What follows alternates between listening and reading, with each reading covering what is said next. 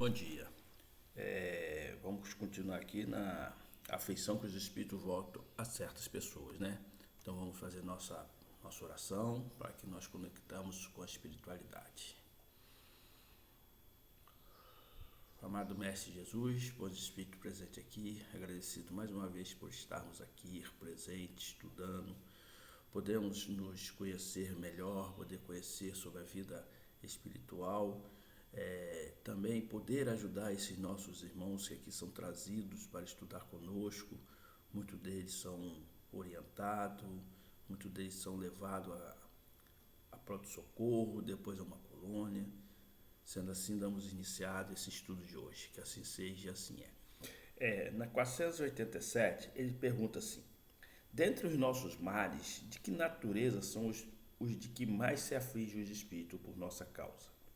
Serão os males físicos ou morais? Aí ele responde: o vosso egoísmo e a dureza dos vossos corações. Né? E continua: daí decorre todos os mais. Riam-se de todos esses males imaginários que nascem do orgulho e da ambição. Rejubilam com os que redundam na abreviação do tempo da vossa prova. Então, o que mais eles mais assim afetam eles, né? Eles mais se afligem pelo nosso egoísmo e pela nossa dureza do coração. Porque desses modos assim do egoísmo, né? Que nós temos egoísmo de dividir as coisas, nós temos egoísmo para poder ajudar as coisas, nós temos egoísmo de tudo, nós somos pessoas egoístas, né? E o nosso coração é muito duro, às vezes nos fazem coisas e a gente não tem a capacidade de perdoar, né? Tudo isso por um egoísmo, né? Então, isso aflige muita coisa, isso nos dificulta a avançar mais rápido. E esses espíritos que tentam nos ajudar, eles ficam muito tristes porque eles sabem que é só a gente se libertar dessa parte egoísta e dessa parte do orgulho também, né? Porque disso aí vai parte para a ambição, parte para o orgulho, né? O egoísmo nos traz tudo isso. Por você ser egoísta, você só quer mais, mais, mais. Então é uma ambição sem discernimento, né? Então você começa a destoar e fica difícil os bons espíritos às vezes se aproximar e ajudar, né?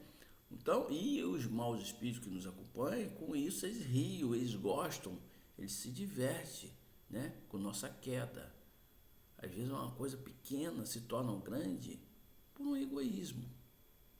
Então ele continua assim: sabendo ser transitória a vida corporal e que as tribulações que lhes são inerentes constituem meio de alcançarmos melhor estado, o espírito mais se aflige pelos nossos males devido à causa de ordem moral do que pelos nossos sofrimentos físicos, todos passageiros, né?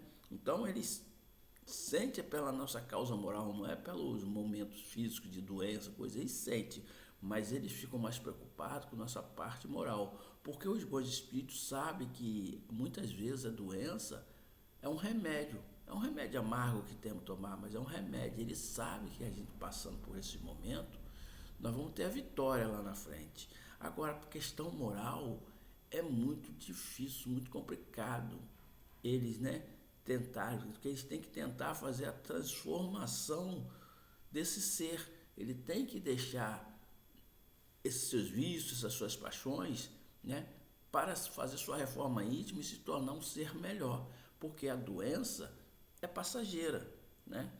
E aí continua: pouco se incomoda com as desgraças que apenas atingem as nossas ideias mudando, tal que fazemos com as mágoas pueris das crianças, né? Então ele não se incomoda muitas vezes com as desgraças que nos acontecem, que aquilo é passageiro, né?